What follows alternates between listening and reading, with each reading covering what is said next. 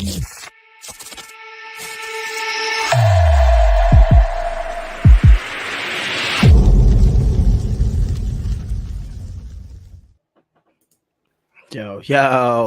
what's goody, my G's? Y'all already know how we started. I'm drinking something a little bit different too from Mexico when we was on that trip. Well deserved, but nah, yo, you know how it is, man. We gotta take this shot.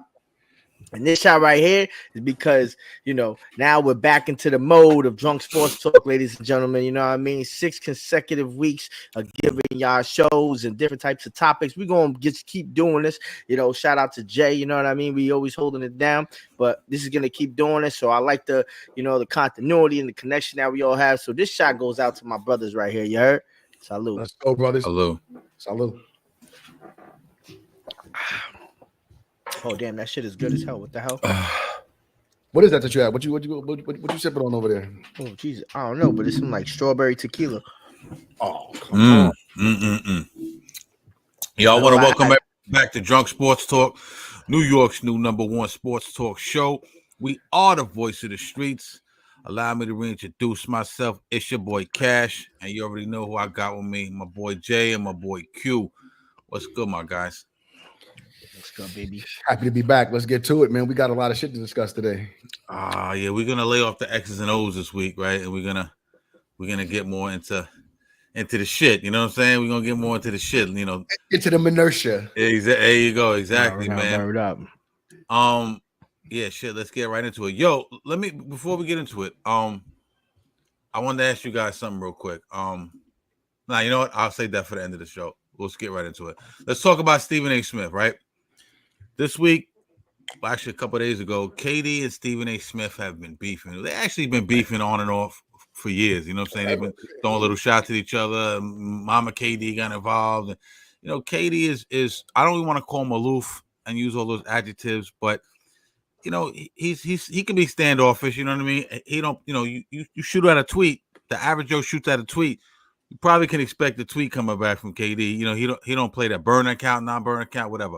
But anyway, last month during a segment on First Take, Stephen A. Smith basically called out KD for his lack of leadership.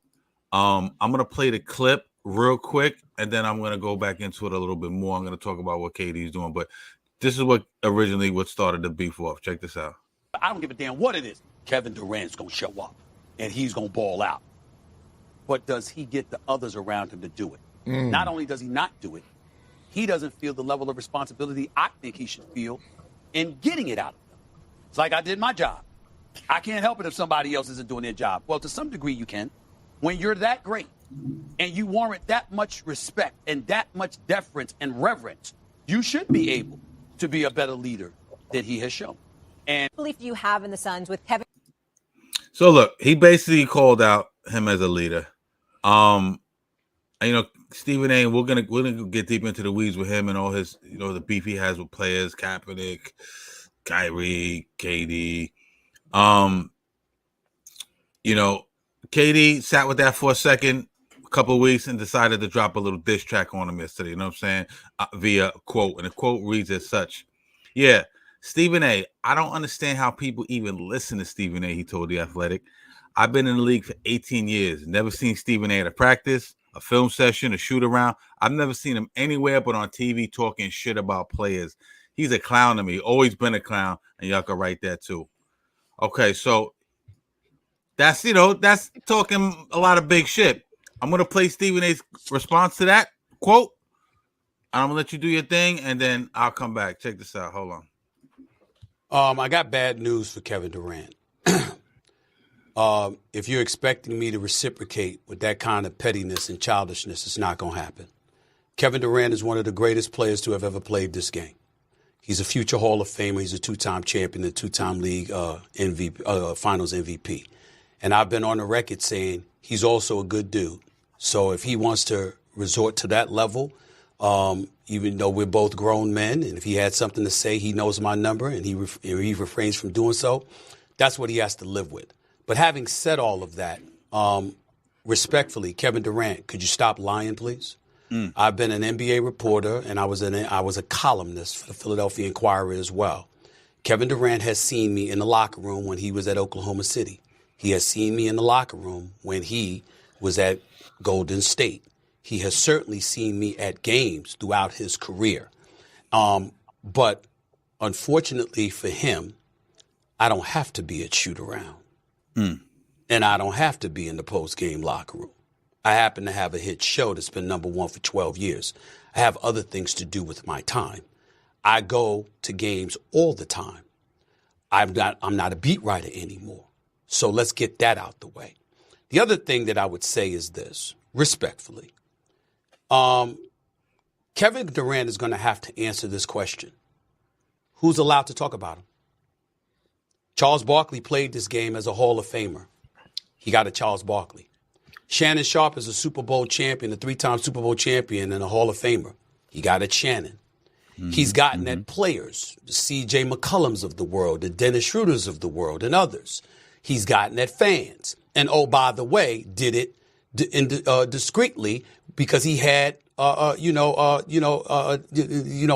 that didn't reveal who he was. Okay. KD got your boy stuttering, man. Q, me and you, we've done segments on this where we go in on Stephen A, man. I think anyone who watches the show knows how we feel about Stephen A.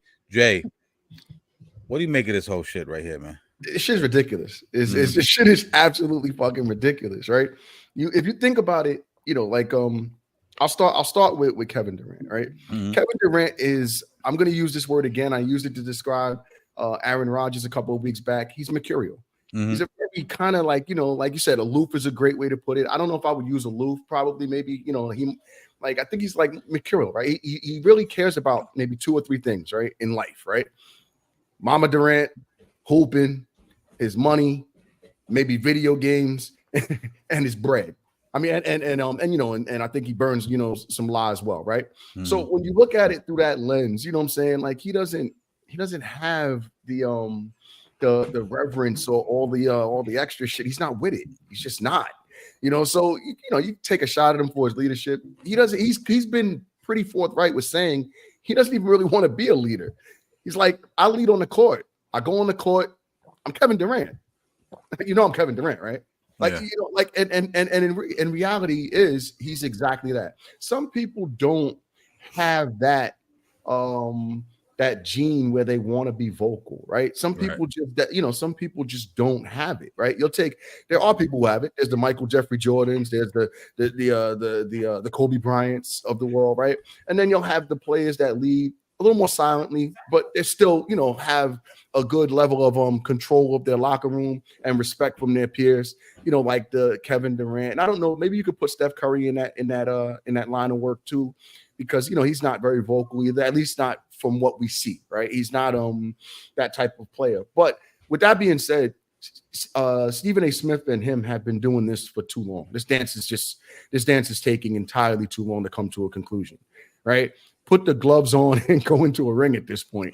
Word. If you guys don't like one another, that's fine. Now, I will push back a little bit on KD because KD has been involved with a couple of shows. And Stephen A. brought this up. I watched a little bit of material on it earlier today where he's been invited to be part of various shows. I think it's called The Kid from Coney Island, if I remember correctly, the name. The Stephon shit, yeah. The Stephon Marbury one. The Point Guard one. Also, both of those were executive produced by KD.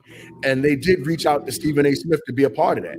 So if he's that much of a clown or that much of a, all these different things that he said in that tweet, then why is he signing off on allowing him to be part of those projects? The reason being is because Stephen A. Smith is part of that culture.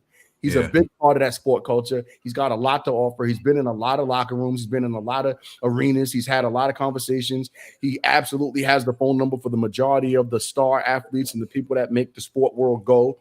He's a big cog in that machine. So that's why he was invited. And if he's a clown, then at that point, don't use the guy for those projects. If he's a clown, don't bring him to the boardroom and have an interview with him. These are all the things that kind of make KD look a little, off kilter, right? So with that being said, I think that this dance just needs to end at some point. Guys, we both get it. Neither one, they're having this incredible pissing contest pause and it's playing out publicly. Stop. Both of you guys are giving a lot to the culture, a lot to sporting world. Both of you guys are significant greats in your own right. Just respect one another's, opinions about one another and move on. You don't have to speak about one another. And Kevin Durant, don't be so sensitive when people are speaking about you, because guess what? The world is speaking about you, and they're going to continue to speak about you. It's not just Stephen A. You know how many goddamn tweets he's going to have to put out if he plans on taking a shot at everybody who thinks that he's not a good leader? I'll tell you what, we may not be on his radar, right? So he may not take one at us, but I'll say it. He's not a great leader when it comes to vocal, but everywhere else, he's an absolute star and he's a stud. But so end the dance, guys. The shit's over. We're tired of it. Bars. That's what's up. Q, what you think, brother? Yo, man. Who was that? It was a hot take, right? Yo, that was a hot take from Stephen A. Smith, bro. Like, what else do you expect, man? At this point, it's almost, laughable that, we talk about these backyard dramas. Like, yo, is this what we're doing now? When somebody needs to talk about some shit, they're gonna go tit for tat. Like, come on, man. Like what you said, Jay. Like, come on, yeah. Nobody's allowed to talk about you. So now, you invited him into your projects, and Stephen A. Smith, for his job is to basically criticize everybody playing sports. Right, that's my job, bro. Like, I don't care. I have to. That's like y'all both being rappers, and I'm in the music industry to write for fucking Source, and I hear y'all album. That shit not gonna get 5 mics automatically off the strength. Nah, if I don't like it, I don't like it. If I don't see, I have to be real with the culture. So I kind of, for one time ever in my life, I kind of see what Stephen A. Smith was trying to do, but it's just what like for what, man? We like, everybody knows that KD can ball his ass off, like, but we all know he's not that type of leader. Like, we all can say, like, he's not that type of guy to be that force on the court, but vocally, like yell at his players like LeBron does when them niggas fuck up, or like Aaron Rodgers did on the field, and like, those Tom Brady and like those real guys that you see that they're the face of the franchise. It's kind of hard because if you want to break it down, like, look at what KD, like, he couldn't really finish with the Thunder, which is probably one of the illest crews that probably was ever assembled at such an early age that nobody really gets credit for, when they had fucking Paul George and Westbrook. Like, that shit was a wild James Harden and shit. Like, it's a wild team. Like, couldn't get there. He goes to the Warriors, like, he goes to the Suns now. Like, you don't think of those teams as him being the face of those teams, but he's the best person on all those teams. Like, we know he's the illest nigga on those court. 99% of the time, unless it depends on who he's facing. But like, I don't even say 99, but like probably 90% of the time, KD's probably the illest nigga if he's not hurt. Let's be honest, like, dude, ball.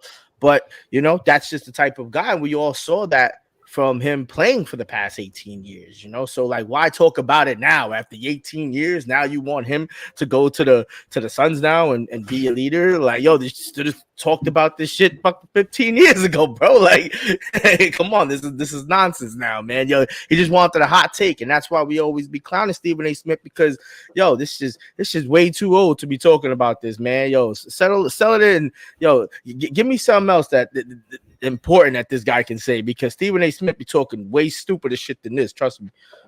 That's facts.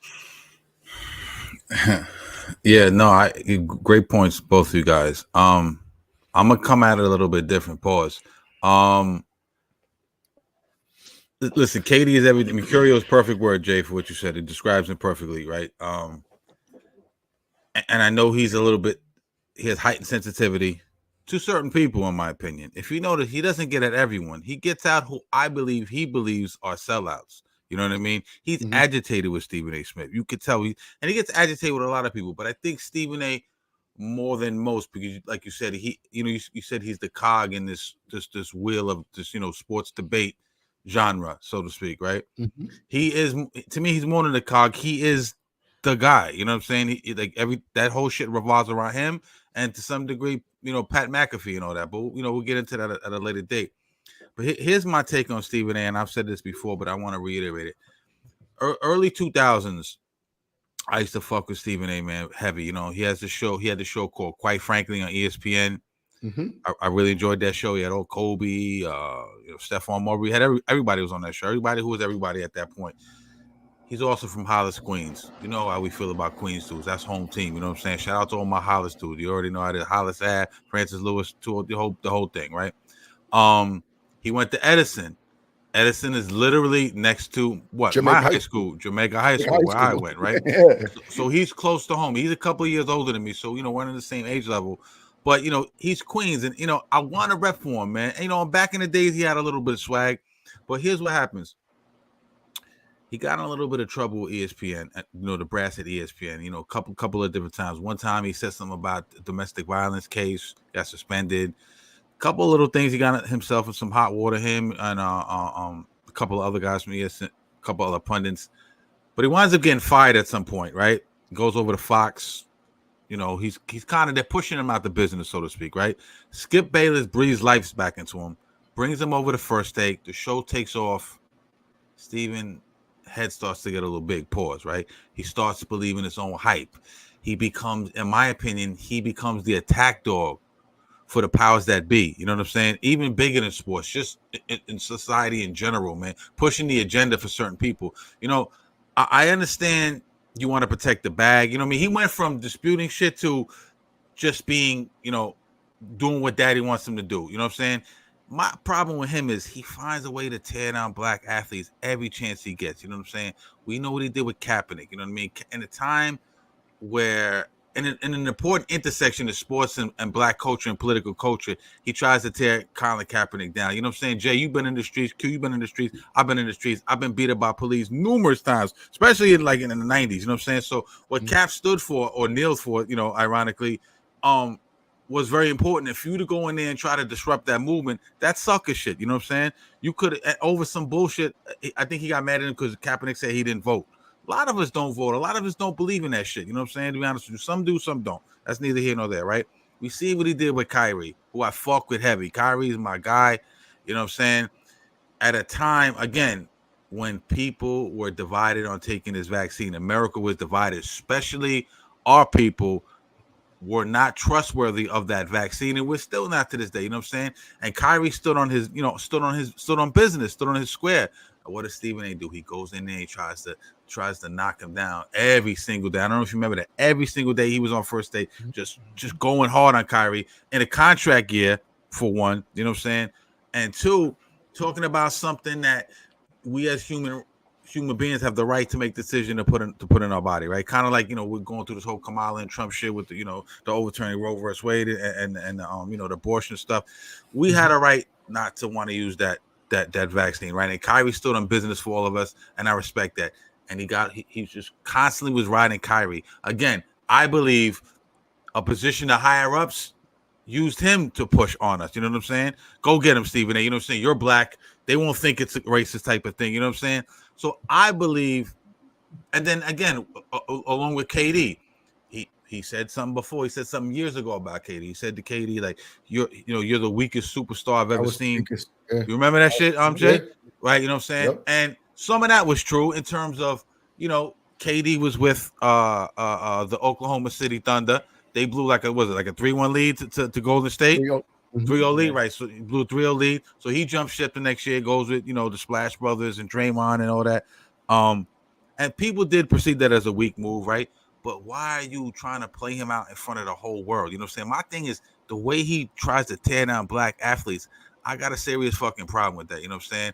He threatens people. He goes, I remember one time he said on the show about KD, he goes, you don't want to have a problem with me. Like, what you gonna do? You gonna scrap? Or are you gonna ban? Like, what are you gonna do? You know what I'm saying? You see, if you take a close look, the face of the NBA, LeBron James, he don't fuck with him, low key. A lot of dudes don't fuck with Stephen A. Smith. You know what I'm saying? And my whole thing is, maybe KD, like you said, mercurial, sensitive, maybe probably not the best leader vocally. He's kind of, like you said, he leads with his play on the court and everything. You know what I'm saying? Like Derek Jeter, y'all remember Derek Jeter, right? Derek Jeter wasn't necessarily the biggest vocal leader, but he played the game the right way, didn't get in trouble, and the rookies and people on the team, they followed him because he was doing the right thing, right? So I agree and disagree with you guys. I'm not a real big Stephen A. guy. and that's really where I stand on it. You know what I mean? I think Stephen A. I think that Stephen A. has he has a platform where he can have those opinions. I just think that he goes overboard with the opinion to the point of demeaning. Yeah. And that is the only reason why I would say, listen, was that a weak move by KD? Absolutely. I was in my house wherever I was at the time, and I was like, he's fucking doing what? I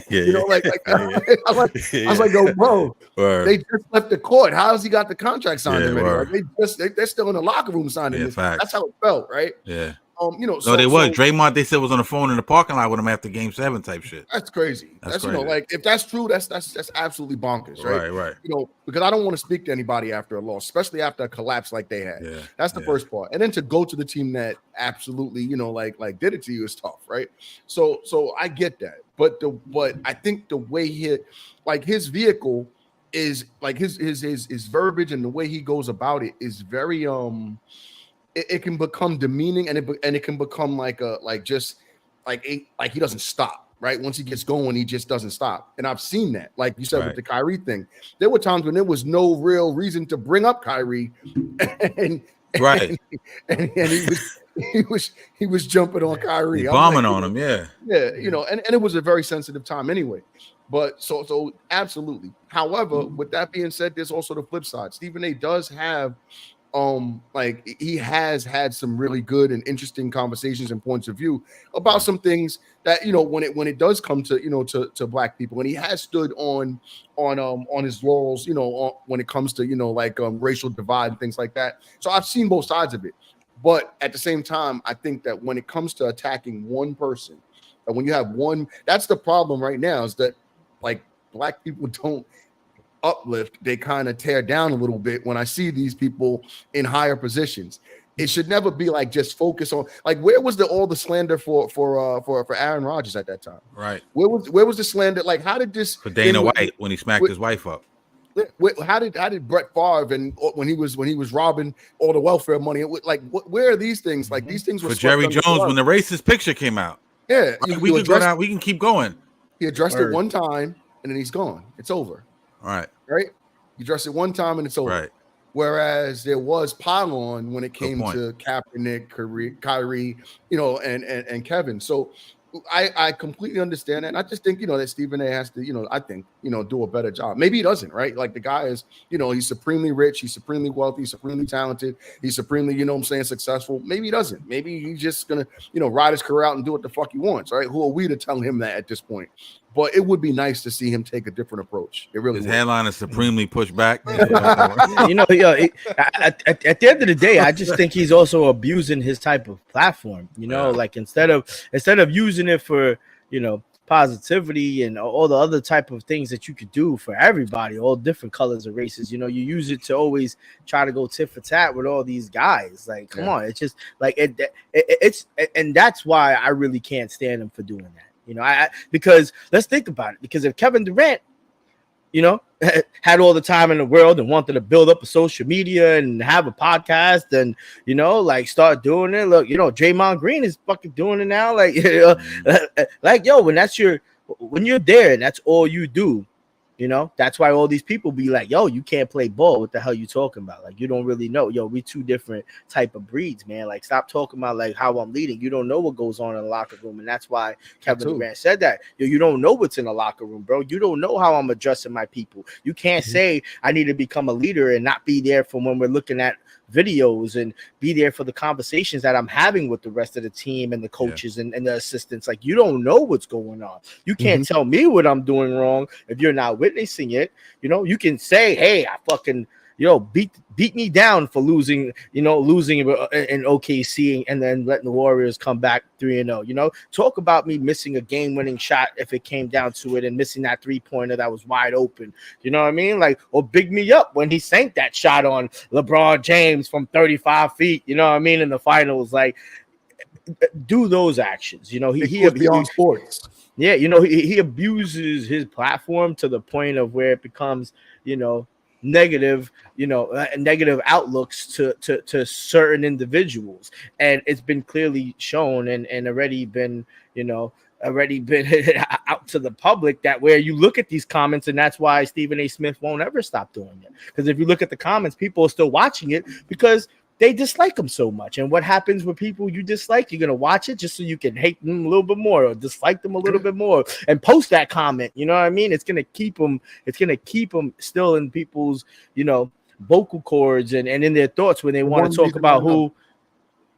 And so he's doing it right in the media aspect of talking about what he's picking his battles. And there is somebody else telling him to do it. If he's willing to actually sacrifice his image to have these conversations and outlooks on people, then that's his problem. But I can tell you right now, my moral compass won't allow me to do that type of business. It makes sense. Facts. I get it, man. And to Jay's point and your point, like there was a time.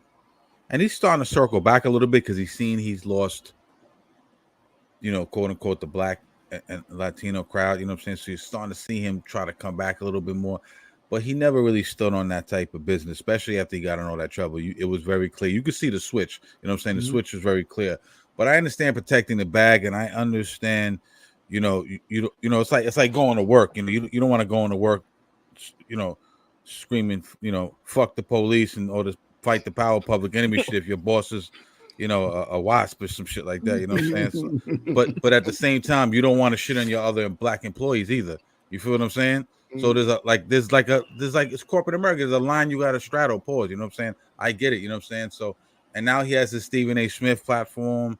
He's kind of do what he wants, and now he's kind of transcends, not getting in trouble, but transcends the sports media world. He gets ratings and. They kind of need him now. He's actually the face of ESPN. You know what I mean? So, it is what it is, man. I used to really go in on Stephen A. But it is what it is, man. But I thought that was some sucker shit, probably on both ends. But Katie, don't listen. One thing about Katie, he don't play that shit. You talk some shit, he don't give. It could be Stephen A. Smith. It could be a little sister on X. He's with it. He's with it. Don't matter. You feel what I'm saying? So he's with it. We'll see. The saga continues. We'll see where that goes. But yeah, man, from some fuckery to more fuckery. But this shit bugged me, and there's two sides to this story as well. And what I'm talking about is, recently in the news. All right, so I'm scrolling through my timeline the other day, and I see Joel Embiid assaults reporter, and I'm like, no, my bugging. So immediately, what I do is I see, man, because there's a lot of fake news out here. So I think Jay, even he was like, "Yo, is this real? I gotta research this shit, right?" Because there's a lot of fake shit. So I start to see shit from AP and New York Times and credible websites and establishments and shit. So I'm like, all right, now I gotta dig a little deeper. You know what I'm saying? So basically, the NBA launched an investigation following reports that Joel Embiid. We all know the star center for the Philadelphia 76ers allegedly pushed the journalist after a heated exchange in the locker room after a defeat by the Grizzlies. Supposedly, Embiid was angry about a recent article or column that referenced the inspiration the player had. The reporter referenced his late brother. You know what I'm saying? And he basically said that like Joel Embiid basically was saying.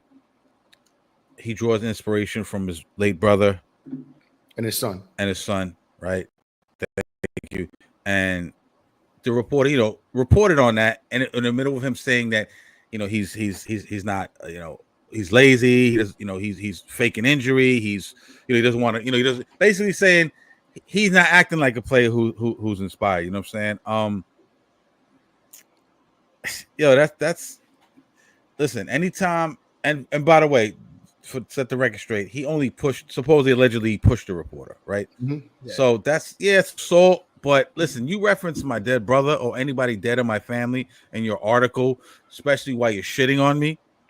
I got a problem with you, man. So I'm not really mad at Joel Embiid, man. And Q, what is your thoughts on this, man? Talk to your boy. I'm not mad at him at all, because I think they even showed it a little bit. That shit was more like a, like a little shoulder, but like, yo, bro, you talking about my dead brother who died when I was a little kid, and then now I named my son after it. I told you, in the article, I told everybody knows he's trying to leave a legacy behind him. You know what I mean? You don't just try to become the MVP multiple seasons, for no reason, right? And then for the columnist to take a page out of Stephen A. Smith's book and basically try to, do this to me. Oh, now you talking shit to me about my family now? Yo, I guarantee you, if he was just talking about how I'm always missing games and all that other bullshit, it would have been a totally different type of thing. You think B would even pay mine, bro? But you bring family into it, you bring loved ones into into personal. This is my business. Now you bringing my personal life into my business, and I don't like who you're talking about. Oh, now it's a problem. Now, granted, obviously, Embiid's one of the most famous people in the NBA, and he's gonna, got suspended for 3 games. It's whatever. He was probably gonna miss those games anyway. He's gonna come back even a little bit more healthier. He was definitely gonna miss those games. Yeah, he was definitely gonna miss those games anyway. He said it was gonna be back to back, but you just don't do that. When you're a columnist, man. Like, yo, you all you're doing is writing a story. Just talk about how you really feel about me. Don't bring in all the X and Y's and Z's into it, because now you don't know what you're reaching into, man. Because you when you start doing that, you really don't know what my family member can be doing, or like who's related to me that may know where you work or can find out. Like, that's when you reach a touchy level of you don't know what words are powerful, man. Words are very powerful, and we've seen it all happen, like we've seen how, you say something to somebody and the type of consequences of their actions can cause on both parties, depending on what happens. And that's what you got to be cognizant of when you writing these articles, when you writing this thing. You know what I mean? Imagine us just going on here, once, twice a week, just talking mad reckless about everybody and not give a shit about nothing. Come on, there's gonna be repercussions for those actions, and we would and the last thing we want is for it to be popularity or anything of that, and that's what he did. And that man, and they took the article down, and obviously he knew, and he apologized, but then didn't even apologize. Come on, man, like that was a soft apology, dude. Like, this is Embiid we're talking about, bro. Dude squash you like a bug, man. Like, talk about my play, bro, because we all know what it is gonna do. And then now an open investigation, and now the Sixers got fined, and and then all that just gets into the politics. But just hands down, just talking about that type of article, man, it's just disgusting. It's disgusting to see that there's still people out there like that, bro. Because I know if we saw that, we definitely gonna act a little bit. It's not gonna be just a little shove. And we're not getting suspended for 3 games neither. So a little deeper than that. Hold on, Jay. Before you go, I just want to give you guys the quote. I got the quote here. He's the guy's name is Marcus Hayes. He wrote, quote, he often says that he wants to be great. He often says he wants to be great to leave a legacy for the boy named after his little brother who tragically died in an automobile accident when Embiid was in his first year as a 76er. Well, in order to be great at your job, you first have to show up for work. Embiid has been great at doing the opposite. Now in his 11th season, he consistently has been in poor condition. This poor conditioning apparently seems to have delayed his debut this season. So basically, like, he's referencing, like I said, his dead brother, who I believe died in a car accident when he was 14 or something like that. Fuckery. Joe, you on Joel Embiid's side, or does the report have some merit in speaking about his dead brother? There's a famous quote that's by Maya Angelou, and it's, people don't remember what you say or do. They remember how you make them feel. Right? Joel Embiid didn't care about what the guy said. He cared about how it made him feel, right? It brought him back to missing and losing his brother, right? And then he's got a small child that he named after his brother in honor of, right? Right. So I totally get that side of it, because I think Q, you said it the best. I run up on him. It's different, right? It may not be a shove. It may be something more aggressive, and that's how I was raised, how I live. So, I've had to scale it back, of course, over my time, just becoming a professional, but I understand is what I'm saying. And Joel Embiid felt a different way. So he didn't go all the way. He could have absolutely did a lot more damage, I'm sure. Bad leg or not, bad back or not, guys 7'3", 300 plus. You know what I'm saying? And I'm sure he could work really well if he had to put Marcus Hayes in a situation that he could make him pay for the check that he wrote, right? But at the same time, I'm not gonna exonerate Joel Embiid. I'm not gonna crucify the guy for the actions or any of that stuff. But again, there's a certain level of pride that you have to have in order to, and he's kind of opened himself up for this shit. Not to the point where somebody should say that type of stuff, because that's sucker shit, like you said. Yeah. If we're gonna talk about the guy Joel Embiid, we got to talk about the sport part of it too, right? We're not gonna just go, in one direction with this guy. We gotta pause. We gotta make sure that we hit all angles. Pause again. God damn, that was fine. But he's opened himself up for a ridiculous amount of scrutiny, and we have to, sometimes we want people to keep it on sports, and this goes far back. Think about this: the 76ers have been making a lot of motherfucking bad moves for a really long time. Think about all their drafts. Right, you could go back all the way. Yeah, the process where they had to suck for pause again, where they had to be bad at basketball. Yeah. Exactly, acquiring Ben Simmons and man, Markel Fultz, Ben Simmons. There was another James Harden. James Harden. Even PG-13, bro. But they didn't draft those guys, right? Like those guys were drafted. But they paid him a shitload of money and it didn't work out. Yeah. They made mistakes after the fact. I'm talking about just if you look at their draft, the only thing they have left from that original process is Joel Embiid, who realistically speaking is on his last legs. And some of that, 76ers, they have to do a better job at protecting him from himself. He shouldn't have been at nobody's Olympics playing basketball. Yeah. That guy should have been rehabbing and getting himself together, right? Yeah. The most important thing should be the product that the 76ers are putting on the court. Yeah. And they don't have the guy. So there's a lot that goes into that, and maybe Marcus Hayes went too far, as far as the way he expressed it. But I'll be the first one to tell you that there's 4 or 5 motherfuckers on every corner that are true diehard 76er fans that feel exactly the same way. Yeah. Yeah. Absolutely. And they might have said it way worse. Facts. Out in Philly for sure. Philly, they might have said it way worse. They give no fucks. Yeah. You see them Akis out there with them big ass beards and shit. They like, yo, fuck son, right? Yeah. So with that being said, I'm definitely, on the side of listen, certain things are off limits, and we can kind of harken that back to what we discussed when we were talking about Stephen A and how he operates. So, Marcus Hayes, that's a little bit left field shit and some sucker shit. Be careful. But at the same time, Joel Embiid has to be what I like to call beyond reproach. And the best way to be beyond reproach is to do your fucking job and to focus on your job. He has given a lot, but he's made some ridiculous decisions that have put him in a position to not be able to put himself in. Like, if you're gonna take it, every other game off or what have you, don't fucking say it. Yeah. Just don't show up, right? And remember, think about this, right? They already bombed on Philly. I think they fined Philly like 100 racks or something like that because of the amount of time that he was, or something of that nature. And I got to look it up. So please, I know I should have been better prepared for this, and I apologize to everybody who's watching. But at the same time, this is a known fact. He hasn't played over 70 games his entire career. Yeah. And at 70, I'm using 70 lightly because facts. There have been times where he's played much less. Now, granted, he went out there last year on one leg and gave it what he could, and I appreciate that, and that's respectable.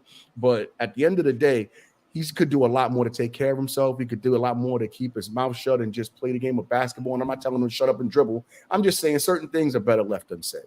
People don't remember what you say or do. They remember how you make them feel. And you're making them fans feel insignificant by the way you operate and move.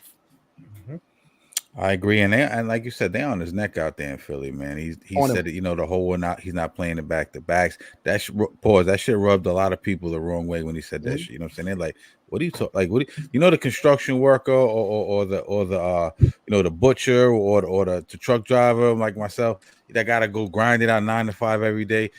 You know what I mean? Like, what do you mean you're not playing back to backs? You're making millions of dollars, man. Do I not go to work? So I don't have to go to work every, 2 days in a row, 2 days in a row. So and they're making the money to do what? Right. To go watch his ass. Right. Exactly. You know what I'm saying? The Exactly. truck driver, the guy that sits at the desk all day 9 to 5 like me, right? Yeah. You name it. Those people, we're making the hard-earned money, right? To take our children, our nieces, our nephews, our loved ones to an event to escape those hard 10, 12 hour days that we fucking spend to make the scratch, right? So we're spending the money and we want to see the best product we possibly can see. And then we show up and this motherfucker ain't on the court. Yeah. Are we kidding? And that's why I said in the previous episodes, because they did get fined $100,000, and that was because they opened up an investigation and they found out, oh, wait, Embiid's actually hurt, like for real. Oh, he's just not sitting out. Oh, so the Sixers, you tell them they never fed that information to the NBA. They withheld that. So now you know how much money they're losing now. Like people not coming to the courts. Betting, which is probably the biggest reason, right? Yo, now you're telling me all these other guys could have won, but we had the 76ers playing because I was a little drunk and I thought Embiid was going to play, but now he's not going to play. So now it's changing the odds of shit.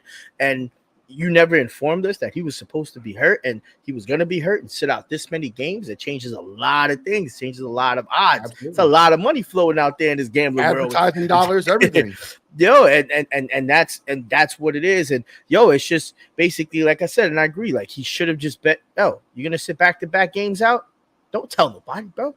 Just do it. Yo, fucking get in trouble. But it's gonna lead to load management, and load management is gonna come with fines eventually, especially if you don't have a reason of why you're not playing on the court. If you don't have an injury that keeps you for sitting on that has to hold you to sitting on that bench, bro, you're gonna get fined. Not only is your team gonna fine you, but yo, now possibly you never know what they might do in the near future. They might start finding the players. Like, yo, bro, like imagine losing $100,000 and shit like continuously or every game. Like, you never know how serious this could get. And let's be honest, like, yo, Nick Nurse is probably a lot to play in this. Like he did it with Kawhi Leonard when they were on the Raptors, and now it's happening all over again on the Sixers. Pop the godfather of that though. Pop is the godfather of that. You know what I mean? Yeah, but absolutely, man. So we'll see how that plays out. But yeah, you got to do better, man. And we'll listen. As a Knicks fan, I want him to play every game, back to backs. I want his ass ain't there at the end. I'm more Nick Nurse to Tom Thibodeau his ass. You know what I'm saying? So he's not there at the end. You know what I'm saying? Run him down on the ground. Him and Fragile P. All these dudes is fragile, man. But and then it's a game and shit. Like I'm biased in that regard. But let's transition to Malik Nabers, man. And I don't know if I said this on the show a couple of weeks ago. I feel like I did. I don't remember exactly where I said it. I'll take it with you. I want to do a shot. Hold up. Let's do a shot, man. Yo, we just touched on two really intriguing. I think we just need a take a swig. Oh man, hold on, let me get my shot together. Hold on. I'm really going hard at Patron right now, guys. Patron again. Another shameless plug. Please do the right thing, Bosh. I know what time it is. Pass the motherfucking Patron. Let me pull my shot. Hold up. And then we'll get into it. But, all right. Y'all took the shot already? Fuck it, I'm late. Salute. Salute. Damn, he said, fuck it, I'm late and went first. I'm late. Let's go. Yo, let's talk about the Malik Nabers shit. Like I said, I don't know if I said it on this show. I might have just been, barbershop shit, talking shit to my guys and all that. But I said that I feel like, I really don't like to say shit like this, you know what I'm saying? Because it makes it seem like I'm shitting on these dudes, you know what I'm saying? And I'm the old dude, get off my lawn, not understanding the younger generation. It's not that, man. I basically said, yo, I don't want Malik Nabers to turn into Odell. And before I get into that, I'm an Odell Beckham fan. I love doing these with the Giants. You know what I'm saying? Did a couple of scandalous little things, but nothing too crazy. He didn't rob nobody. He didn't kill anybody. It's all in the context of, of football and stuff like that. I mean, he's really talented. I fucks with Odell. I was tight when the Giants got rid of him. You know what I'm saying? Him and Saquon were electric when they were together on the Giants. You know what I'm saying? And just Eli was at the end of his career and he really couldn't, muster up the fucking talent anymore to get it done or whatever. But Malik Nabers, he's been running around saying little slick shit and doing little slick shit, and when he first got drafted by the Giants, I seen him on Instagram. I followed him on IG. He's in a strip club, jeweled up. Listen, I'll be in, I used to be in a strip club, jeweled up in the whole nine, right? But I'm not having to put on a professional appearance, especially when you're a rookie, especially in New York City where the lights are the motherfucking brightest. We all know this, you know what I'm saying? John Mara and them, Tish and those guys, these guys are buttoned up. This is a buttoned up organization. Yes, we've been bad for the last, 15 years, whatever it is, but the way they do business, they're very buttoned up. They don't play all that shit. You know what I'm saying? The older guys, saying from the old school. But so I'm like, man, I don't want him to become this diva-ish, Antonio Brown, Odell Beckham type of, Ocho Cinco, even though I fuck with Ocho and I love T.O., but they were labeled as divas, so to speak, right? So listen, let me give you some backstory in this video. Y'all listening. Before the season started, right? Before he got drafted, they kind of asked him, you could potentially go to the Giants. What do you think about Daniel Jones? And he basically shitted on him. I don't know if you guys remember this shit. He basically didn't give any type of vote of confidence. He basically said he really didn't want to work with Daniel Jones. You know what I'm saying? Then he gets drafted, and a reporter asks him again. Basically gives him an alley-oop to give him a vote of confidence, for Daniel Jones to be a team guy. You're new in the team, even though you don't like Daniel Jones, you don't think he's good, and we all know what's going on with Daniel Jones. It's not nothing to do with Daniel Jones' play. This is just PR shit, right? He says to the reporter, I have to wait and see. I'm just happy to be here, and was very dismissive. He could have been like, yo, that's my quarterback. You know what I'm saying? I'm looking forward to playing with him. I know he's had a rough time, but, now we're going to get it together. Whatever, right? So kind of throws him under the bus again. Then a couple of weeks ago, you guys remember this, man. He did some real, diva shit. I'm open on every play. He basically said, I'm open on every play. Daniel Jones ain't getting me the ball, right? So this is another time he's throwing his quarterback under the bus, undermining Dable, undermining I couldn't say Capital, but undermining the Giants organization. And that's locker room shit. They see this, you know what I'm saying? That's not team binding shit. That's being, kind of divisive, right? So he throws it on the bus, says he's open all the time. And then this latest couple of incidents, right? Last week against the Commanders, right? And mind you, he's dropped a couple of big passes in big games. And mind you, he's super fucking talented. If you watch this show, I wanted Malik Nabers, you know what I'm saying? Over Marvin Harrison, over Keon Cole, all these receivers, you know what I'm saying? But he's acting diva-ish, man. He's acting Odell-ish, correct? You know what I'm saying? Last week, I had a super big problem with him being on the fucking sideline during the game with Jaden Daniels. Bro, I'm like, yo, is this nigga serious? You know what I'm saying? That's what I'm thinking to myself. And yo, let me just give you full disclosure. I've done a lot of bonehead shit in my life. You know what I'm saying? I'm not a model citizen. You know what I'm saying? I've done a lot of crazy shit, but even I know better than that shit. Bruh, this in between the gridiron lines, this shit is war, bro. I know that's your boy. I get all that, you know what I'm saying? But you're losing the game, and you're on the sidelines with your boy, Jaden Daniels, who's winning the game, and he's yucking it up there laughing. I understand why he's laughing, because he just balled out on the Giants twice. You know what I'm saying? I think he's the first rookie quarterback in 50 years to beat the Giants twice in the fucking season. You know what I'm saying? He's a baller. And we'll get into that on Thursday when we have Keith McPherson on the show. We're going to talk a little bit more Giants, X and O's, and all that shit. But I was like, yo, are you serious, man? Like, you can't do that. The optics on that shit is just fucking crazy to me. You know what I'm saying? I'm surprised he's not getting more shit. But I want to play this quick clip because after the game, he proceeds to throw Dable under the bus. This nigga he gives no fucks. I'm gonna find this clip, and I was like, this dude is just crazy. Wait, here goes the clip right here. Malik Nabers and Brian Dable. Here we go. Call plays, so I don't know. I mean, when you run the clock out in the first half, you're scratching in the second half to try to score points as many as possible. As an offense, you got to be versatile. You got to be able to run. You got to be able to pass. You can't pick between half and half what you want to do. But like I said, I'm not the play caller. Okay, well, who?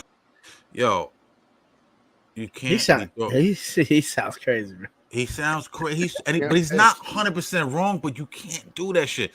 And last clip I'm gonna play before I hand it over to you guys. This is Sal and BT on WFAN. kind of responding to what he said. Who is the play caller?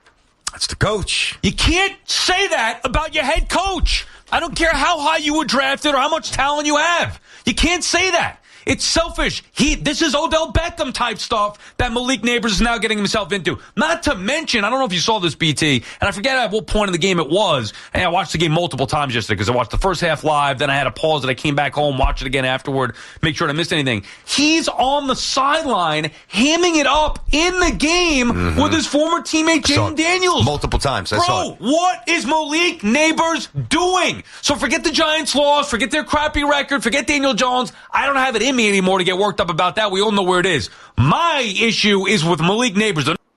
Yo, Jay. I saw that and Sal had me dying when I listened to that shit. Yo, No that play shit, action on this play. It's a straight handoff. Run the sweep. Talk to me. It's that's what it is. Like that's the character that he is. Like that, like you can't make that up. Like you can't make that up. I saw something, and I don't know if it was today or yesterday or whatever it was, where they're actually, and I shame on me again, but they were talking to him and they were asking him, and they were really asking him more questions about Jaden Daniel than they were about anything. And it was just so bizarre to watch him stand there, I guess, and just field questions about Jaden Daniel. And he's like, yeah, that's my guy. And he's not, he's going to continue to be the same thing. And he's talking about him like that's his fucking quarterback. That's how I would expect him to talk about Daniel Jones. And it was so weird to watch him field. And it was like not just like one question, he gloss over and move on. And he has all the right at that point to be like, well, I don't play for the Redskins. I play for the Giants. Let's talk. If you want to talk to me about what the Giants are doing, right, I have no problem with answering those questions. That I have a relationship with him. He's my friend or whatever, and he's doing great, and more power to him. But, I'd like to talk about the company that I work for and the team that I play for. Facts. He has every right in the world. He wouldn't have sounded like a jerk off by saying no shit like that or nothing. He would have sounded actually like a guy who cares about the team that he plays for, about a guy who cares about the name on the front of their jersey, right? Facts. But that's not what he did. And again, it's just lends to his personality. I don't think that you're going to see, like we can say that it's Odell Beckham-ish or not, but I don't think Odell was acting like this in his first year. No. Odell was, I think Odell kind of became a little bit, and again, you want the guy to be a diva on the field, right? Every wide receiver should always feel like they're fucking open. 100%. Right? They should always feel like they're open. 100%. They're in their 100%. Fucking car driving to bro, I just want to let you know I'm open. That's the way it should be. Yeah, that's what you want. So that right there, that's a testament to this piece, right? The 13 ounces in his chest. We want that. Yeah. What we don't want is for this 8 ounces in his fucking skull to start overtaking that and start thinking that he's bigger than the team. Yeah. That's what we don't fucking want, right? Yeah. I want him to have both, right? I want him to have 13 and 8, and I want them to work in conjunction to make him a fucking rock star. But once this 8 starts to kick the 13 ounces around, and he starts to believe that he's this monumental fucking person that is bigger than the team, then it's time to start looking at the guy and saying, do we really need this? Do we need his 557 yards, or can we maybe spread the ball around and get that production anyway, right? Yeah. That's when you start to have that feeling, right? What is he taking away from us by giving us? Is it an addition by subtraction? Is he really happy here? Maybe he goes somewhere else and he has a better career. Maybe the fact that he didn't like Daniel Jones or didn't want to play with Daniel Jones is affecting him, and maybe that's why we're starting to see some of it rearing its evil head early. Whatever it may be, either somebody needs to wrap their arms around him and tell him, hey, listen, buddy, you can have a personality. You can be a diva. We want all that shit because it's what makes you a great one. Right. But the other shit, shut that shit the fuck up, bro. Yo, that 13 and 8 shit is fire, my G. We gonna that's what we gonna reference that on the show. Heart, brain, you know what I'm saying? 13 and 8, real talk. Q. You're a big Giants fan, you know what I'm saying? What you think, bro? Yo, Malik Nabers needs to calm the fuck down, B. This nigga need to calm fuck down. Like tight, what? Like, tight. Yo, what? Calm the fuck down. What the young kid say? He's doing the most. What is it? Right. Yo, bro. Like, number one. All right. So I see what Sal's saying. That's the coach, bro. The coach is calling the plays. The coach is getting you the ball the most. getting you the ball the most. Now, let's look at it. I had to look it up because that shit fucking pissed me off, bro. So the first 3 games, right before he had the concussion, Malik Nabers averaged 13 targets a game. He came back from the concussion. Now he's averaging 11 targets a game. Bro, it's the same fucking shit. You know what's not happening, and you know what separates him from being Odell Beckham is that Odell Beckham made shit happen when he caught those 10-yard passes. He turned 10 yards into 60. He turned 10 yards into 40. Odell Beckham drop passes. He didn't drop important ones. All right, so he needs to calm down, tone it down. Granted, there's two different quarterbacks running this ship right now. 2 different captains. Can't compare Daniel Jones to Eli Manning, and that's why Eli Manning held down OBJ. Odell Beckham should praise Eli Manning for all the success that he had because he hasn't had 1,000-yard season since he had all 4 of them with the Giants. Yeah. I was keeping a buck. Yo, Malik Nabers is having all that with Daniel Jones. Not as good, right? But he's still giving you success. They were calling you one of the greatest wide receivers in the league as a rookie. You were supposed to beat records, and you come into the league and you caught a concussion. It's unfortunate, bro. You had to miss a couple of games. It's unfortunate, bro. Don't know what to tell you. You can't come back from the game, still average the same amount of targets, drop the balls, you know what I mean? Pause. And you know what I mean, and not turn, short yardage into something big, like, and, you know what I mean, and that's the total difference. He needs to calm down. Then he's throwing his whole team under the bus, like what you said, Jay.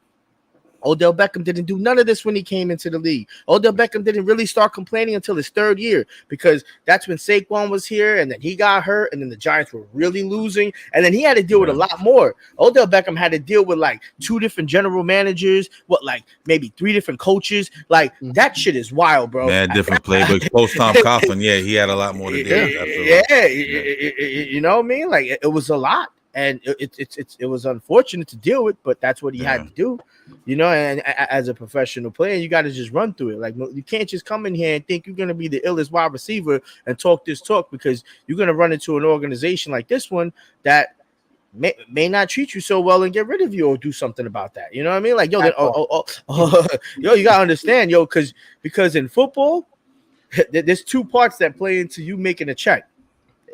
It's your talent and your image. And they damn near go half and half because people who have a really great image have the potential to not make as much as those with better talent, but close enough to where I know I can go get a check.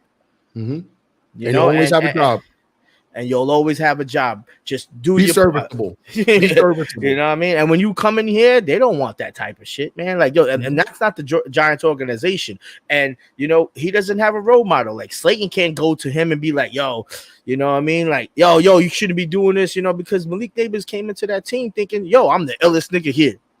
You know what I mean? Somebody should have went to him and shut him the fuck down. But like, yo, you better calm down, dude. We're going to get you the ball. We're going to make this shit happen. But yo, don't bring that over here. Make the plays. Let me see the action through here, and we'll take it from there. And your action needs to speak louder than words. I don't care about what's on your. Speak to me in the fucking conference room, bro. Talk to me in the locker room. Yo, talk to me somewhere else, but on the fucking media, because what he's not expected for is for all that shit to happen. And I'm surprised his agents. I'm pretty sure he's getting phone calls like, "Yo, bro, you fucking up your image already. It's only week 8, bro. Yo, when you done here, how am I supposed to sell you? When you done here, how am I gonna sell you, bro?" I'm sure they're telling him, tone it down, bro. Tone it down, yeah, because it's your image, and the only thing, you're in a blessed position. What did Denzel say? In a blessed position, keep your eyes shut and your mouth closed. You might learn something. You know what I mean? In training day, but like you're in New York City, bro. They try to say nowadays it doesn't matter because we're the internet and everyone's connected and listen, the guy in Green Bay is not going to get as much opportunity in New York. If all things being equal, if you star here, you're gonna get love. Look at Jalen Brunson. Jalen Brunson's getting love out here. You know what I'm saying? He's in every commercial now. You know what I'm saying?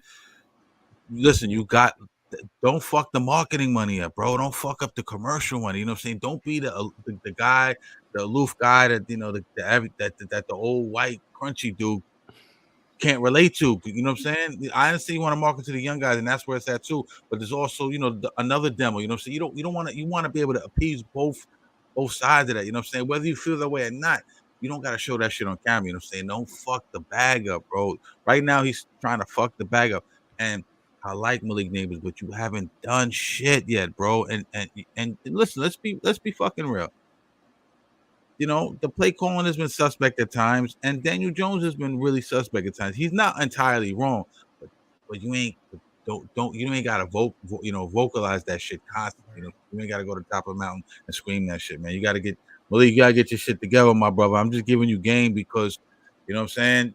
That's what we're supposed to do. I'm not shitting on you. I'm giving you some game. You know what I'm saying? He's looking at me like I give you some game, broke ass nigga. But it ain't even like that shit. You know what I'm saying? Like, listen, we as fans, we don't want to see shit like that. You know what I'm saying? And we don't want to see the guy go, right? Like we don't want to see him go. We want we want that type of talent in the building. We just want it. We want it to be, we want it to be buttoned up. We want it to be, like for the team. We want it to be like we want that energy. We don't want that energy to usurp what we're trying to accomplish as an overall goal. Right. You know what I mean? Like we got 52 other men that are looking to accomplish the exact same thing, and that's not including the staff and the coaches and everybody else that's involved with that organization, right? Everyone wants the exact same thing, right? We all want that. And check this out. And if it's all on the back of Malik Nabers, then so be it.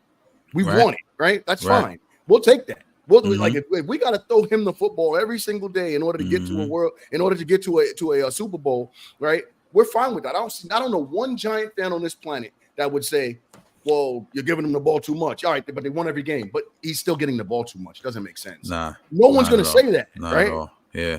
So at this point, contribute to the bigger cause, and Indeed. Some of that is just holding in what you have when it comes to projecting it to the media. You want to go to Brian Dable and say, "Hey, listen, I don't really, you might want to get me a little more involved, doggy." You know what I'm saying? I got a little more to give. I got more to offer, right? You might want to go out to dinner or go spend a weekend at Daniel Jones' home or whatever, or make him come spend a weekend at your home and connect with the guy. That way you're on a page that, you know what I'm saying? Like there's a cerebral connection there as well, right? As opposed to just what you're experiencing when you get to the compound. That could be it too. But listen, who am I? I'm just a guy that talks sports with his best friends. You know what I mean? And none of that's gonna happen without a better quarterback, right? You know what I mean? I don't know if this is a discussion for another day, but it's not gonna happen.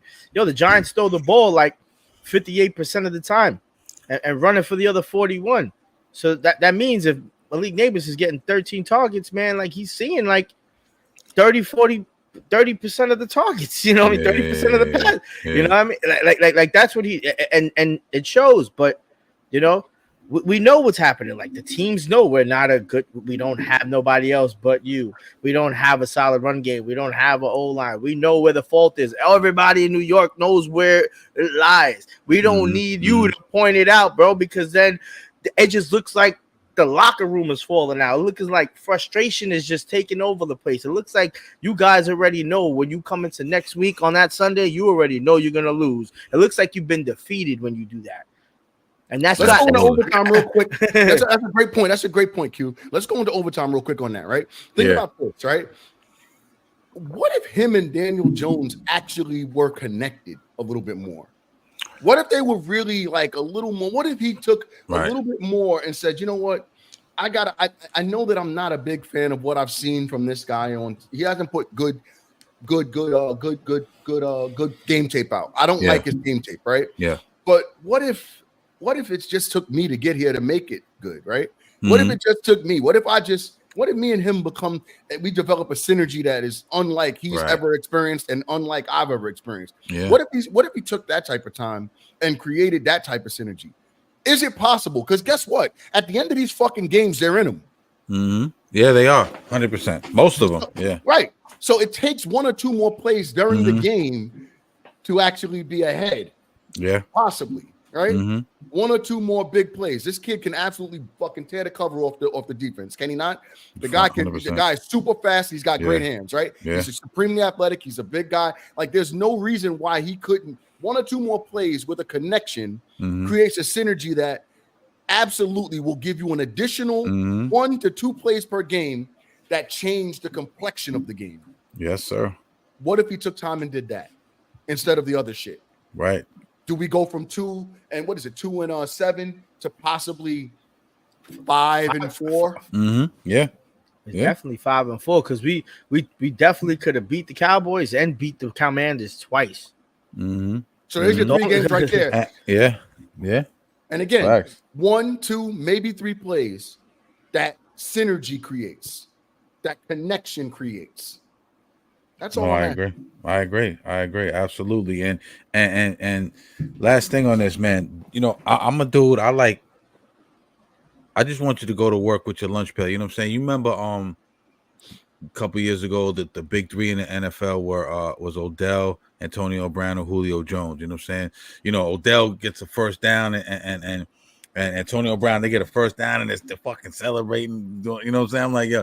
Julio Jones catches a fucking 50-yard touchdown. He drops the ball and it slides. You feel what I'm saying? Mm-hmm. I'm that type of dude. I'll show you what my play. Let's go to work. You feel what I'm saying? Let's go to work. We can do all that fuckery.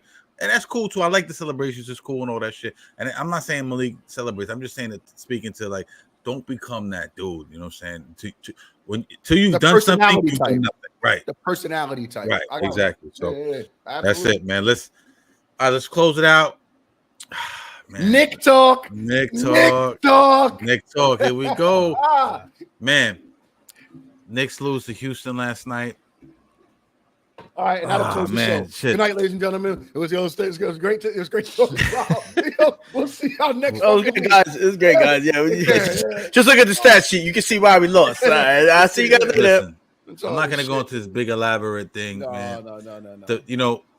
Q, you hit me, and I didn't watch the game last night. I watched it this morning, and the story of that game was the bench play. 3 points off the bench by Tyler Kolek. I was excited to see him come in the game. He got a look because Champagne Campaign was out, but even McBride, nothing off the bench like that. We did a segment on that, I think last week, right? You guys saw it. That can't be. That just can't be. You know what I'm saying? I can pull up stats. We don't need it. You just can't be. Houston Rockets. Listen, Houston Rockets are a good young team, man. Jalen Green is fucking scary, bro.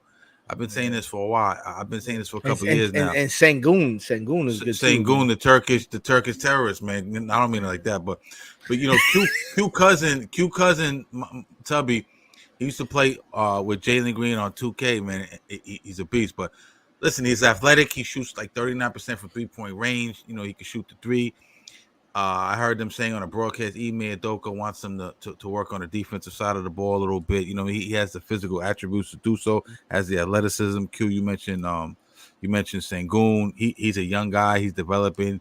Udoka benches him a lot, and he's on and off the bench, but I think he's going to be really good. We all know Dylan Brooks, the tough guy. He's annoying as shit. Van Vliet, a solid guy, champion. Steven Adams, great pickup. He was hurt last year, but he's a big presence, good rebound, good rebounder.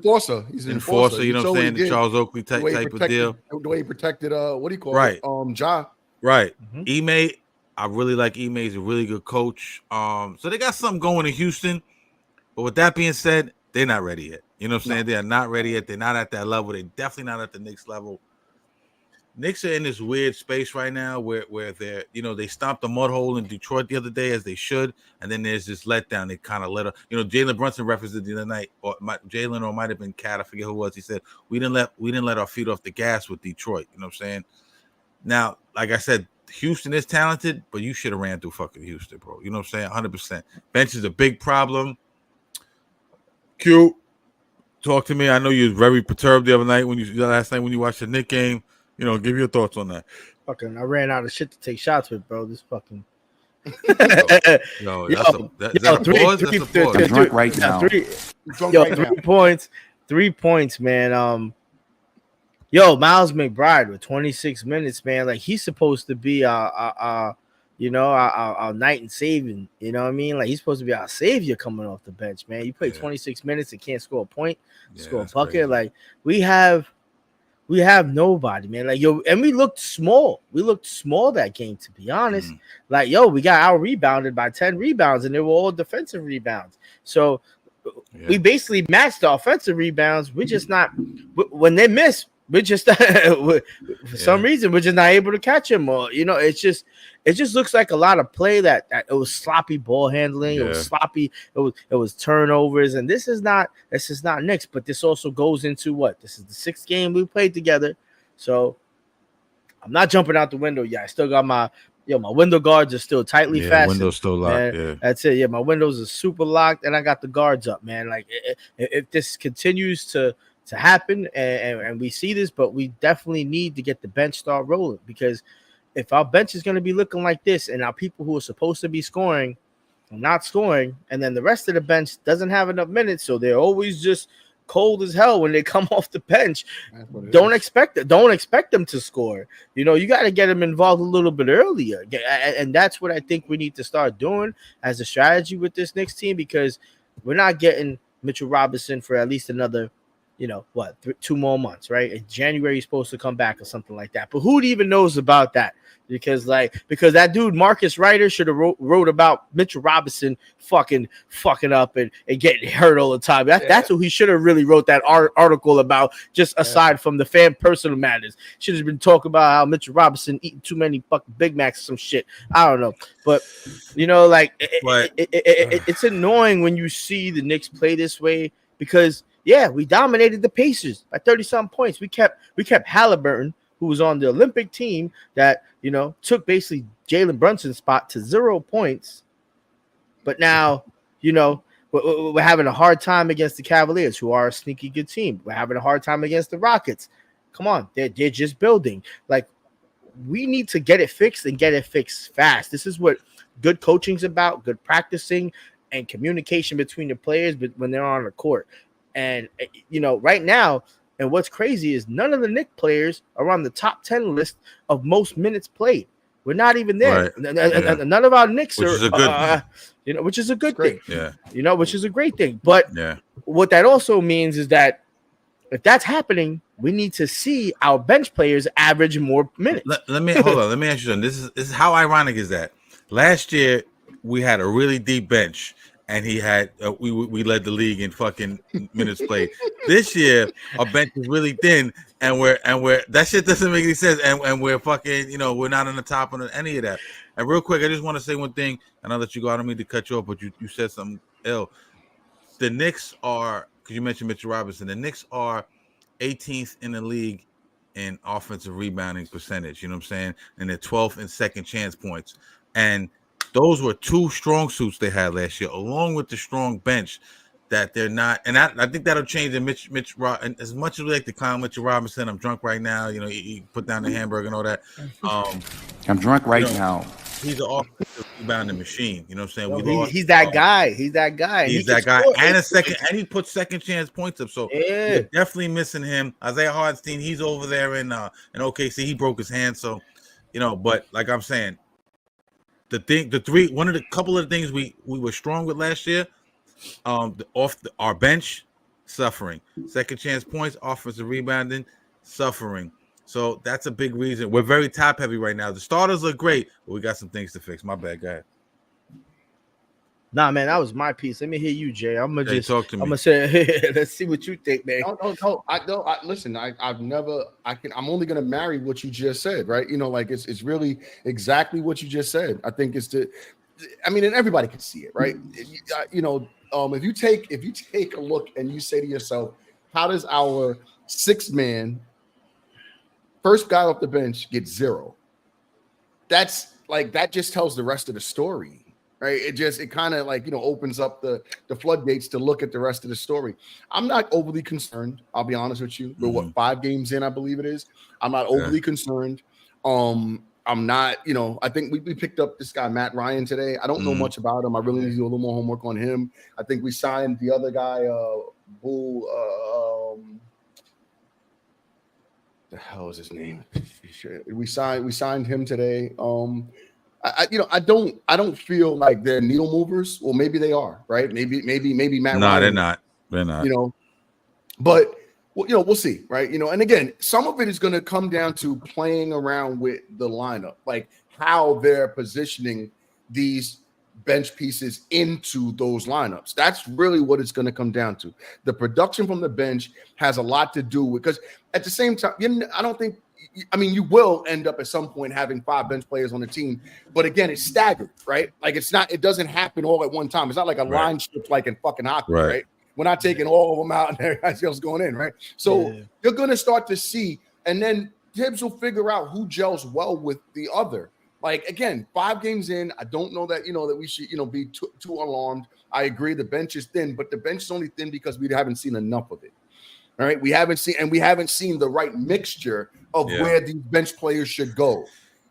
That's all it is. That's all it is, right? And we're still missing Precious. Right, we're still missing Precious Achiuwa. We're missing Mitchell Robinson, which again, if he comes back this season, God bless us all. I don't, no, I'm not supremely confident in that. I'd like to see him play basketball again. I make all the jokes in the world, but Mitch was actually, to be honest, tell you the real story, Mitch was one of my favorite players for the past 2 seasons. Yeah. Right.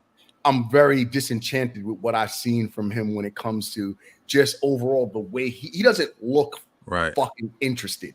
And that's the part of it that bothers me. Maybe he is. Maybe that's just his fucking face. Right. Maybe he gained I'm all drunk his weight right now. Face. Right. Maybe that's it. Right.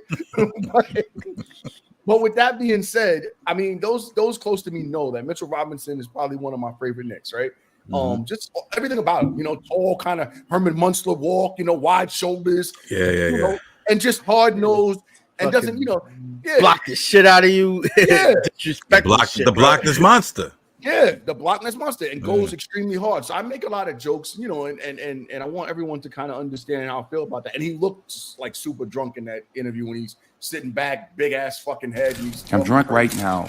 He looked just like that, right? So I hope he comes back. I hope he comes back, stronger and faster and ready to go. And he gives us the shot in the arm that we need when he does come back. But in his absence, we can't allow ourselves to just remember what and fawn over what the fuck he did, right? We have to make sure that the next man up, right? Yeah. I was hoping that Jericho Sims would become something special, but he's got hands like fucking tits, right? No fingers on him, right? Every time. You saw how many rebounds that man? You saw how many rebounds homie dropped? Like, he's like swats the ball down. Go down and grab it, man. Like, isn't that the number 1 rule of rebounding? Go down and grab it. Stop swatting it. If you're tall enough, just pull it down. It's like catching a football, but and the guy is swatting it. Guy is physically built. Like he's a specimen. Like this guy should be bullying motherfuckers, right? Yeah, and he got wild hops. Yeah, maybe it'll start to come out a little bit more as the season progresses. I hope it does. I mean, I need that to happen, right? I think they actually might want to start, featuring Jacob Toppin a little bit. Let him get his feet wet. Yeah. You know what I mean? Let him get his feet wet. I mean, I know he's athletic. We'll see how that kind of pans out. But other than that, slow it down. And I need Tibbs to start, really tinkering around with the mixture. That's it. Yeah, the puppet master. Yeah, I need to start tinkering around with the mixture. So question. Oh, the guy's name is Boo Booey. Boo Booey. Undrafted rookie. They had him in. I think they had him in training camp, but he, there's not too much intel on him right now. So, we saw him a little bit in camp or whatever. But yeah, and Matt Ryan. But like you said, not needle movers. Let's be honest. They're fill-in pieces. But I mean, it lends more to like as far as like the depth chart, hopefully, and then maybe they show something in practice that Tibbs takes a shot on, right? Like that works. All right, we'll put him here. Tibbs has to really do his thing now and really analyze and assess what he has on that bench, and then start putting them in the appropriate space. It's weird. It's like we're in a twilight zone. It's like I know he has to play rookies, but when our bench is weak, he it's just crazy, man. Listen, I and Tibbs I trust, but then looking down that bench, man, that shit does look mighty thin right now. You feel what I'm saying? So a question for you both. Looks a little shaky with the bright lights on him. Campaign, I was never super happy about that move. Obviously we talk about Precious, we talk about Mitch, but they're not here right now. You know what I'm saying? There's a saying, it's early till it's late. You know what I'm saying? It's getting late early, whatever the fuck it is. You know what I'm saying? So, but like I said, I'm not worried. It's only 5 games in. I think Cat looks phenomenal. Cat's getting busy. I couldn't be more happy with that. You know what I'm saying? Julius Randle's almost an afterthought at this point. Mikal Bridges is looking good. Fantastic. Him and OG's playing well. Him and OG are fucking lockdown defenders on the wings. Jalen Brunson is, doing Jalen Brunson things. So the starting five is comparable with anyone in the league, but it's just that bench. But our top six, and I'll leave it at this. I apologize. Yeah. But our top six players are averaging in double figures. Yeah. Why are we the sky is not really falling yet. And Cat's ill on the boards. Cat's eating the boards up right now. He had 19 rebounds against the Rockets. Crazy. He's this dude, man. Watching him up close, I've seen Cat play many times, but watching him up close, if he stays locked in and he's even on his help defense, I've noticed he's hustling. Bro, he's averaging a double-double. He's averaging 12.5 boards and 21.5 points. Right. What else do we want? He's ball. He could be averaging more. He just gotta spread the ball around a little bit. You know what I'm saying? Pause. You know what I'm saying? Yeah. That's doing his thing. I don't see any signs of soft right now in him. It's still early. You know what I'm saying? But with Cat being said, this brings me to the rumor that's floating around the NBA. Oh God. Which I don't know how much merit it has to it. I don't know, it sounds like some fugazi shit, but hey, you never know, right? They're saying possibly there's a rumor going on. Giannis Antetokounmpo, the Greek freak himself, could possibly become a Knick at the trade deadline. Now, let me start with saying this: Bucks are super duper trash. I don't know if it's the curse of Adrian Griffin. I don't know if it's the curse of just Doc Rivers. The curse of Doc Rivers, right? Which ties into that. Doc is looking terrible out here. Last year he came in, they replaced Adrian Griffin, who had some problems, but overall had a winning ball club. Overall had a winning record. Doc comes in, Doc is notorious for choking leads down, pause. You know what I'm saying? Okay, people gave him the benefit of the doubt. Okay, he hasn't had a full training camp, blah, blah, blah. We'll see what Doc can do next year. Get him in there, implement a system a little bit more, whatever. They bring in Damian Lillard last year. To me, that's what really killed him. Drew Holiday for Damian Lillard, you know what I'm saying, was a very, very bad move. You lost the whole heart and soul defense of the team, you know what I'm saying? Look at the Celtics. They got Drew Holiday. They leveled up, right? You know what I'm saying? But that's neither here nor there. They're really playing bad. Statistically, Dame and Giannis are having good seasons. But overall, Chris Middleton was hurt, blah, blah, blah. Overall, they suck. You know what I'm saying? The thought is they're going to try to move Giannis at the deadline. You know what I'm saying? They're going to try to blow this whole shit up. You know what I'm saying? And the thought is, could the move be for Cat, right? Now you're saying, why would the Knicks bring in Cat just to push him out the door, right? You never know. Leon Rose, he's on some CAA Mafia shit. You never know. That could have been the master plan the whole time. I'll bring in Cat. I have a big time chip now, because probably you're not gonna be able to get the deal done without a player like Cat, salary wise and talent wise. Julius Randle. Cat could be the piece to possibly trade. Do I think it's gonna happen? No, but let me play this clip real quick. This is the last clip of the night, and then I want y'all to respond to this. This is BT on BT and Sal talking about Giannis to the Knicks. For you, so everybody knows where I'm getting it from. All right, so the Knicks, this is Bleacher Report. The Knicks are reportedly in the mix as a potential suitor for Giannis Antetokounmpo. Per NBA insider Mark Stein, New York was seen, quote, as a down-the-road trade suitor for the Bucks. Though Stein noted that was before the Knicks acquired Karl Anthony Towns. Okay. Since the trade, however, quote, more than one rival team has wondered aloud whether the Knicks made the trade for Towns to later use him in a deal for Giannis, according to Stein. Right. So, again, I think... So it's one person's thought process well, as to, hey, maybe the Knicks made the trade for Towns thinking that they could get Giannis. A, I'm not buying it. B, tell me how it fits. Let's just say that Milwaukee was all about Karl Anthony Towns, which they could have just gone and got him themselves, but they didn't do that in this crazy scenario. Let's say that they did want Karl Anthony Towns for you. So, yo, Jay, what do you think, man? Any validity to this rumor? Bro, I completely agree with Sal, right? Like, it doesn't make sense. Like, for what? For what? Right? Here's the thing. You bring in Cat, who clearly, I don't want to say he's a hometown guy, but he's a hometown guy, right? He's homegrown. He's from New Jersey, right? Yeah. He's supremely comfortable. He fits in perfectly with Jalen and Josh. He fits in perfectly with the fan base, right? Dominican kid. Everything about it just feels right. It doesn't make sense to go ahead. And how much more do you get by bringing in Giannis?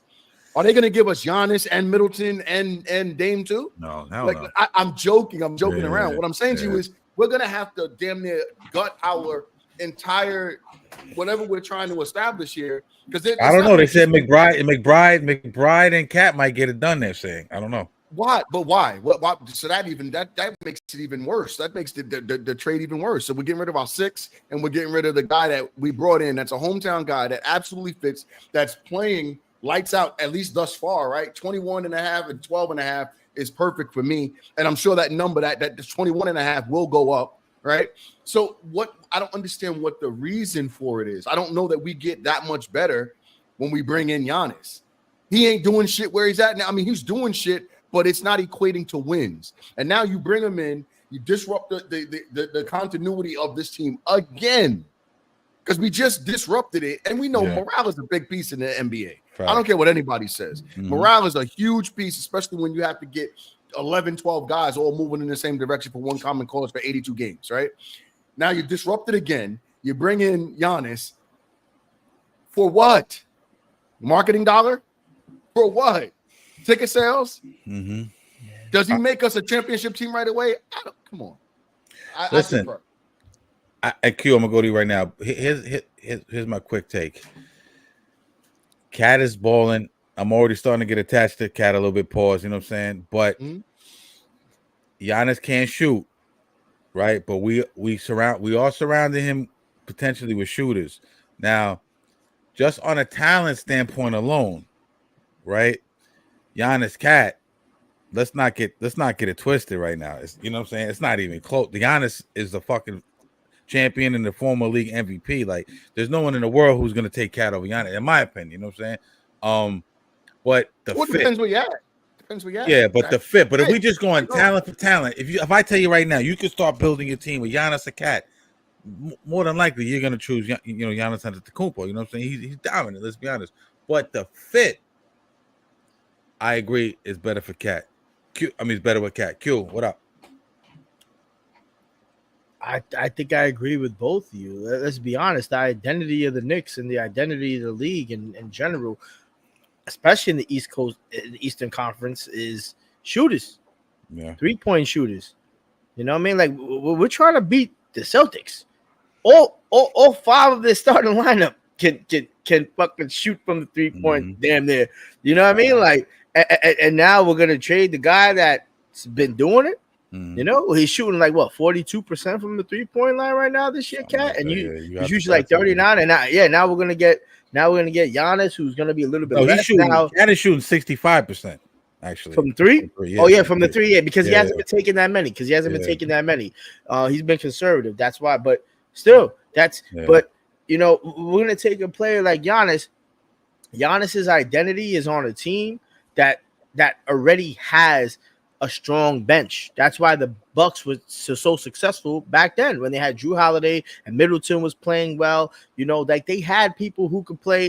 They even had the other kid that fucking Caucasian kid. Forgot his name. He could shoot too on the Bucks, but they had shooters on the Bucks back then. And you didn't really have to depend on Giannis shooting a 3-pointer. Right now, that's our state. We need people who can shoot the 3-pointer because right now, that's what people shoot 38, 43s a game, Yeah, that's the NBA. And if we don't have that coming from, one of our best shooters, which is Cat right now, along with Jalen Brunson, and we don't really know what else is going on with the rest of the team. McBride obviously is the third dog. We lost DiVincenzo. We lost Randall. Those were all the two top shooters.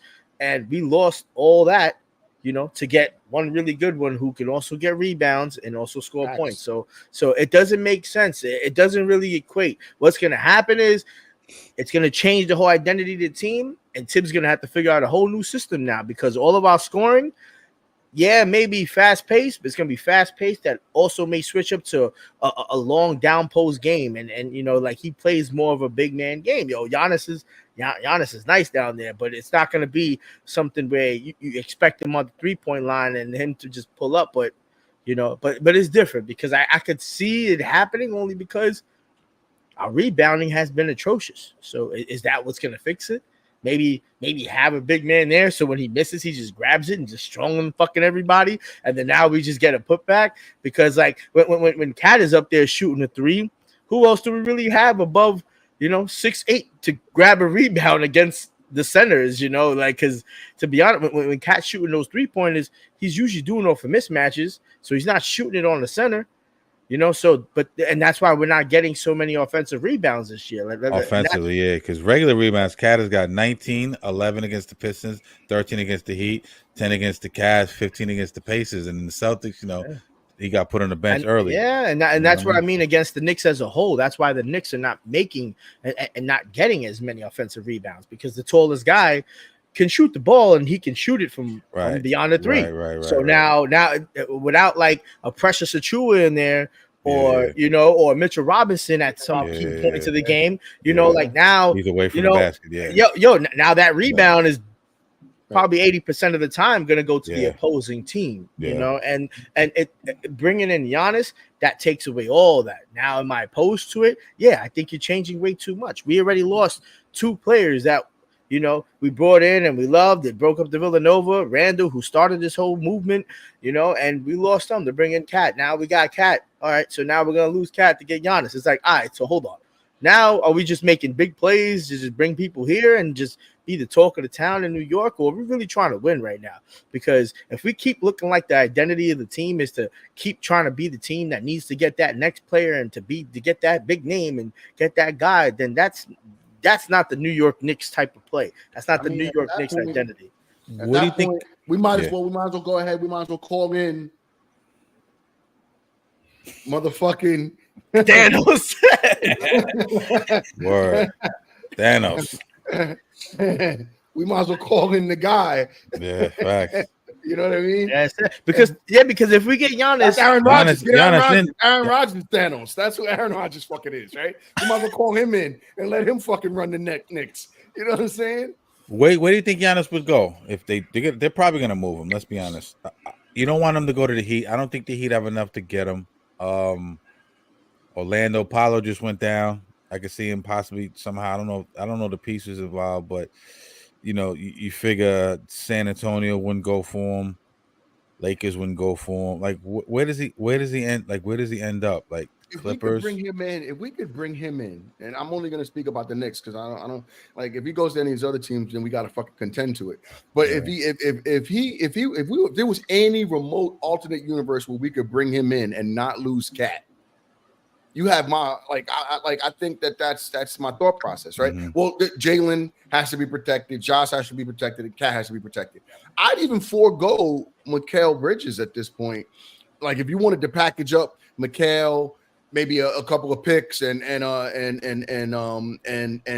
Deuce, I wouldn't want to lose Deuce or Mikal. But if you wanted to do something like that, I'm not for that right now. But the pieces wouldn't fit. It wouldn't fit. Like, the numbers wouldn't match. You know what I'm saying? It just wouldn't make sense. But again, that's the Knicks fan in me hoping and praying. But with that moment, now that changes everything, right? Yeah. Now I can move what do you call it? To the 4. I can start him in any direction I really want to. I move Cat to the 4 and leave Giannis to go down and have his way with the remainder. Yeah, have his way with the remainder of the league, right? Yeah. So it's just there's a lot of different ways to look at it. But I mean, realistically speaking, like, the odds of us getting Giannis is like so far. It's very slim, but you never know. I didn't expect Mikal Bridges, and I damn sure didn't expect Cat that a week before the season started. He pulled that one out of a hat. So you never know. You never know. But I agree with both of you guys. I don't see it happening. And I think fit wise, I don't think we're done dealing though. I mean, I think there's absolutely something in store coming for the the trade deadline is a little ways away, but we're gonna have I think there's absolutely something in store. We need some bench help. I think Leon is working behind the scenes to put something special together. We're gonna have to. We're not gonna be. And I think we'll see. I think we may see 1 or 2 moves before the trade deadline, but I think we're gonna make a splash in at the trade deadline for some bench help, right? Yeah, definitely. I think it's gonna be for a star. I think a star is gonna end up here for the second half of this season. Really? I do. I think somebody's going to end up here that we don't expect for the second half of the season to bolster the power forward position. I wonder, but what do you give up though? That's the thing. Like, I'm fine with giving up Precious Achiuwa. I'm fine with giving up, like I can make those. I can make those. Somebody who wants to dump salary, maybe that might work. Yeah. Yeah. Somebody with a year left. Yeah. What I'm saying? Maybe. Yeah. Bring them in, and that's fine. Because we can it'll be the Kawhi syndrome, right? We get him for 1 year, we get a ring, and then you make a decision after that. Yeah, I'd have been cool with like an Andre Drummond or somebody like that. I mean, he's not superstar power, but he's solid. He's got girth paws. He's a good read, cleaning up the boards and all that. But yeah, we'll see, man. We'll definitely see, man. It's been another great episode, man. I hope y'all enjoyed it out there. You know what I'm saying? Jay, you taking us out with the toast tonight, my dude. Let's get to it. I've been waiting for this my whole goddamn career. Let's go, motherfucker. Good show. Go work tonight. You already know. And thank you everyone who's been tuning in. Views have been up. Don't forget to like and subscribe. You know what I'm saying? Absolutely. Like we're having some talk with y'all. You know what I'm saying? And it's we enjoy talking with y'all. Hopefully y'all enjoy talking back. We want to hear what y'all want to talk about. Give us some topics. Pop some shit with us. Correct us. We have no problem with that. We are egoless. We're having a good time with this shit. And we want you to have a good time with us too. With that, I'll say peace to all our people that are watching this. Peace to my brothers. Salute. And a peace to all of our New York teams. Jets, Giants, Knicks, Rangers. Islanders. Fuck it. I'm going to keep going. Nets, you know what I'm saying? Yankees, of course. Yankees. And of course, the Mets, my guys. Keith McPherson Thursday. Y'all get ready. That's right. Let's go. Good night, gents. I'll see you on Thursday. Peace.